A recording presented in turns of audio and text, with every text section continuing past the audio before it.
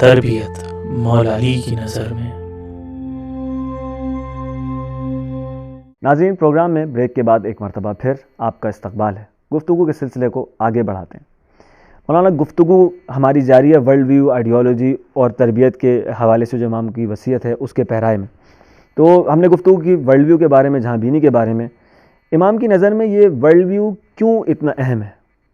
بالکل، اس کے لیے ہم نے بریک سے پہلے خاص گفتگو کی اور اس کی طرف اشارہ کیا ہے کہ ورلڈ ویو کی بنیاد پر آئیڈیالوجی کی بنیاد پر پھر کیا کرنا ہے اور کن چیزوں سے پرہیز کرنا ہے، وہ آ کر اس کے اوپر ٹکیں گے اور اس سے مربوط ہوں گے۔ امام اس چیز کو اہمیت اس لیے دے رہے ہیں، جو خود امام اپنے جملے میں ارشاد فرماتے ہیں کہ اہمیت دینے کی وجہ کیا ہے۔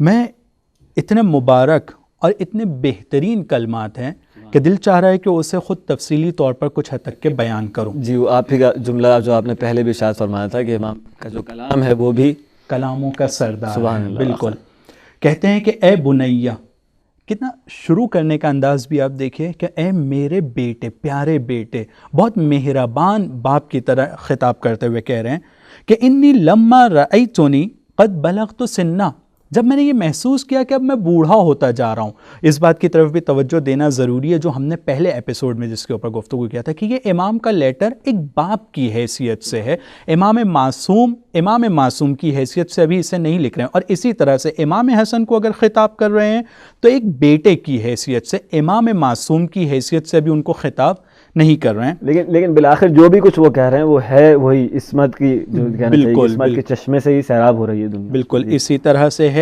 پھر کہتے ہیں کہ ورأیتنی ازداد وہنا، جب میں نے اپنے اندر کمزوری کا بھی احساس کر لیا ہے، پھر اس عالم میں میں تمہیں وصیت لکھنے کی طرف شتاب زدگی کر رہا ہوں، جلدی کر رہا ہوں تاکہ اور کمزور نہ ہو جاؤں اور بڑھاپے کی طرف نہ چلا جاؤں اور میرا دل کمزور نہ پڑ جائے۔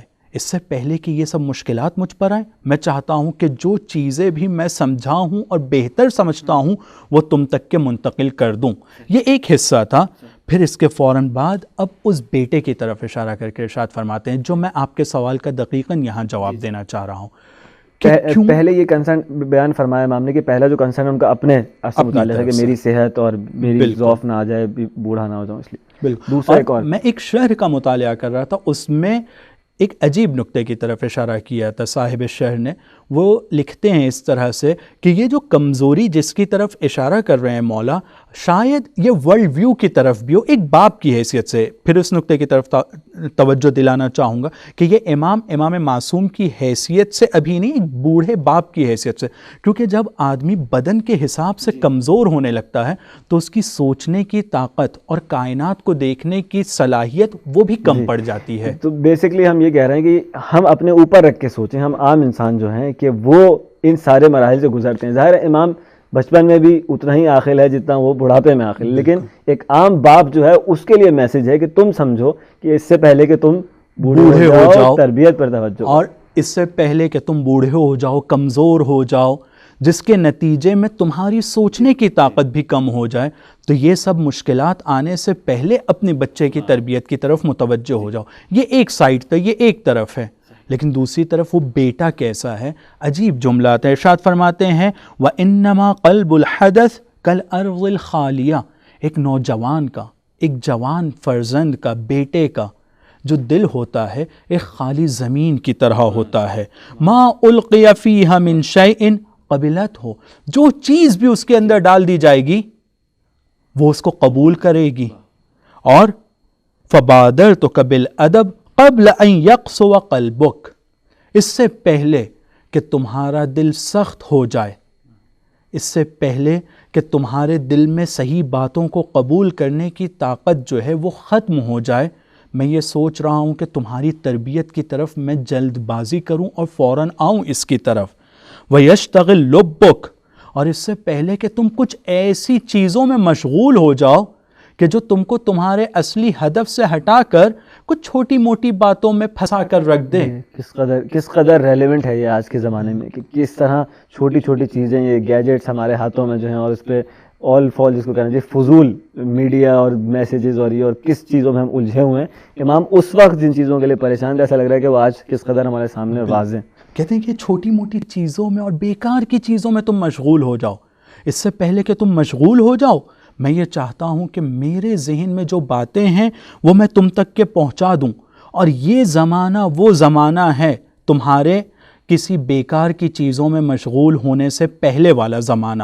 تمہاری جوانی اور نوجوانی کا زمانہ یہ وہ زمانہ ہے لِتَسْتَقْبِلَ بِجِدِّ رَأْيِكَ مِنَ الْأَمْرِ مَا قَدْ كَفَاكَ أَهْلُ التَّجَارِبِ.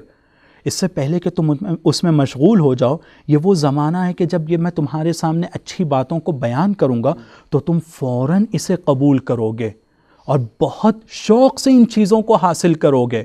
لیکن اگر میں تھوڑی بھی دیر کرتا ہوں، میں آگے نہیں بڑھتا ہوں تمہاری تربیت کے لیے صحیح موقع پر، تو ایک ایسا زمانہ آئے گا یا تو تم میں قبول کرنے کی صلاحیت نہیں ہوگی. اگر تم وہ سنتے ہو میری باتوں کو اور تم اسے قبول بھی کرتے ہو تو وہ قبول کرنے کے بعد میں جو دوسری چیزوں میں تم مشغول ہو گئے ہو وہ تمہیں عمل کرنے سے روکیں گی اس کے اوپر.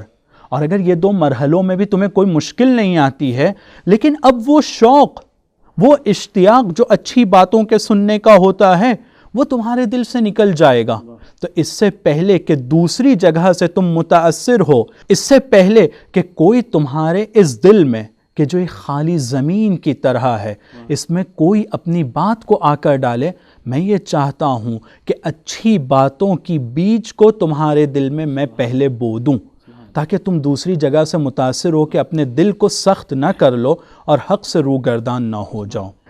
وہاں اسی پوائنٹ پر اگر میں ایک سوال میرے ذہن میں یہ بھر رہا ہے کہ اگر اس گفتگو جو ہم نے لی ہے اس یعنی کہ اس عصمت کے خانوادہ عصمت سے لیا ہے، اس پیغام کو اگر ہم دیکھیں تو یہ ذہن میں آ رہا ہے یا یہ بات سامنے آ رہی ہے کہ یا گفتگو تمہاری امام معصوم انجام دے رہا ہے، یعنی کہ خدا کا جو میسنجر ہے، جو حجت ہے خدا کی، وہ انجام دے رہا ہے، یا کوئی غیر انجام دے رہا ہے. آج کی زندگی میں ہم اگر کسی ایسے انسان کو دیکھنا چاہیں کہ جس کی زندگی میں یہ حجت نہیں ہے، امام علی نہیں ہے اس کی زندگی میں، اس کی تربیت کون کر رہا ہے؟ یہ ایک اہم نقطہ جو آپ نے اپنے سوال کے ضمن میں پیش کیا ہے اور جس کی طرف مجھے لگتا ہے ناظرین اور ہم سب کو اس کی طرف توجہ دینا ہے. تربیت کے لیے ہمارے پاس 2 راستے ہیں، یا معصوم کا راستہ ہے جو خدا سے شروع ہوتا ہے، یا وہ راستہ ہے یا غیر معصوم کا راستہ ہے. ہم لوگوں کی یہ خوش نصیبی ہے کہ ہم لوگوں کے پاس نہج البلاغہ جیسی کتاب ہے. ہم لوگوں کی یہ خوش نصیبی ہے کہ ہمارے پاس صحیفہ سجادیہ ہے، قرآن مجید ہے. ہم لوگوں کے پاس یہ سورسز اور یہ منبع موجود ہیں، یہ ہماری خوش نصیبی ہے. لیکن افسوس کی بات یہاں پر ہے کہ ہمارے پاس اتنا اچھا منبع اور سورسز ہیں، یعنی آج کے انسان کے پاس موجود، بالکل آج کے انسان کے پاس یہ موجود ہے، لیکن جیسے اس سے فائدہ اٹھنا چاہیے ویسے نہیں اٹھایا جا رہا ہے اس سے فائدہ. لیکن جب ہم اس سے فائدہ نہیں اٹھا رہے ہیں تو کیا ہماری تربیت کسی اور دوسرے طریقے سے ہو رہی ہے یا نہیں ہو رہی ہے؟ یہ اب ایک اہم سوال ہے. ہاں، اس کا جواب یہ ہے کہ ہاں ہماری تربیت ہو رہی ہے. ہماری تربیت جیسے میں نے پہلے حصے میں بھی کہا یا معصوم کے طریقے سے ہوگی یا غیر معصوم کے طریقے سے ہوگی، یا خدا کی طرف سے ہوگی یا شیطان کی، یا شیطان یا غیر خدا کی طرف سے. غیر خدا کی طرف سے جتنی بھی چیزیں ہیں وہ ہمارے لیے مطلوب نہیں ہیں، ان کی طرف سے ہماری تربیت ہوگی. جب ہماری تربیت ان کی طرف سے ہو رہی ہے تو میں آپ کو یہاں پر کچھ مثالیں پیش کرنا چاہتا ہوں، کچھ مکاتب فکر جو تربیت کے لیے ایکٹیو ہیں، جن کی فکر کی بنیاد پر، جن کی باتوں کی بنیاد کے اوپر بچوں کے لیے کارٹون بنتے ہیں، فلمیں بنتی ہیں، لٹریچر بہت زیادہ تیار ہو رہا ہے اس کے اوپر. میں ان کی کچھ مثالیں دینا چاہوں گا تاکہ ہمارے لیے واضح ہو سکے کہ ہماری تربیت آج کس طرح سے ہو رہی ہے، ہمارے بچوں کی تربیت آج کیسے ہو رہی ہے. اگر ہم نہج البلاغہ کی طرف نہیں آتے ہیں، اگر ہم صحیفہ سجادیہ کی طرف توجہ نہیں دیتے ہیں تو میرا بچہ کس طرف جا رہا ہے. میں آپ کو ایک مثال دینا چاہوں گا. مثال میں آپ کو دوں گا، ایک بہت مشہور فلسفی گزرا ہے ویسٹ کا جس کا نام تھا ڈاروین. سب نے اس کا نام سنا ہوگا، اور خاص طور پہ اس کی وہ والی تھیوری کہ وہ بندر، پھر بندر سے بڑھتے بڑھتے ایک انسان، اور پھر اس کے بعد بھی اسی طرح سے ہونے والا ہے. یہ بچوں کے لیے بھی، بچوں نے بھی اس کو سنا اور سب نے یہ سنا ہوگا. اس کی اس تھیوری کا کنکلوژن کیا ہے؟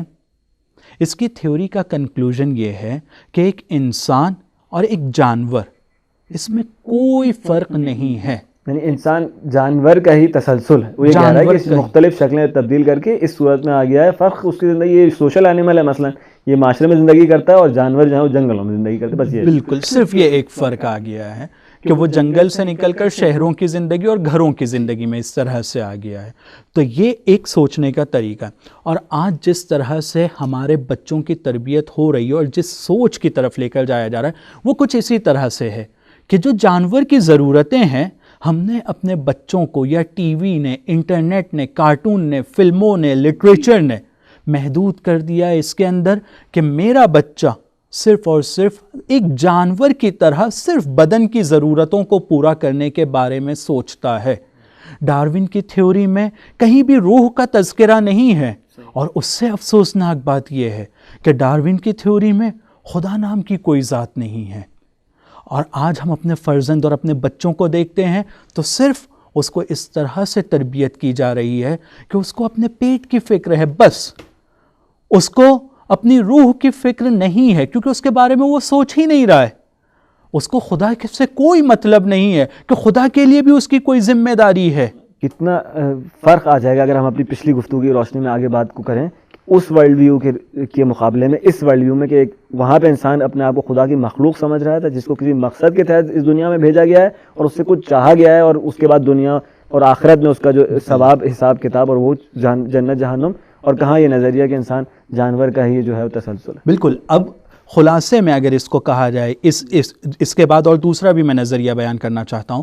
خلاصے میں اگر کہا جائے کہ ایک اس طرح کی زندگی ہو گئی ہے کہ جانوروں کی طرح زندگی ہے جس میں ہمیں اگر کامیاب ہونا ہے تو دوسرے کو گرانا ہوگا، دوسرے کو پیچھے چھوڑنا ہوگا. ڈارون کہ اگر اس بات کو ہم قبول کرتے ہیں، جبکہ ہم اس کو قبول نہیں کرتے ہیں کیونکہ ہم انسان کو روح اور بدن سے ملا ہوا ایک موجود سمجھتے ہیں، لیکن اگر ڈارون کی نظر کو قبول کر لیا جائے اور اس کی تمام ضرورتیں بدن کی پوری ہو جاتی ہیں تو ایک ایسے انسان کی صورت میں ہم ہوں گے جو دوسرے جانوروں کی طرح کہ جس کا پیٹ بھرا ہوا ہے اور جس کی بدن کی ضرورتیں پوری ہو گئی ہیں، ہم بھی ایک اسی جانور کی طرح انسان ہو جائیں گے جس کے بعد ہمارا کوئی مقصد نہیں ہے، جس کے بعد ہمارے کوئی راستہ جس کو ہمیں طے نہیں کرنا ہے.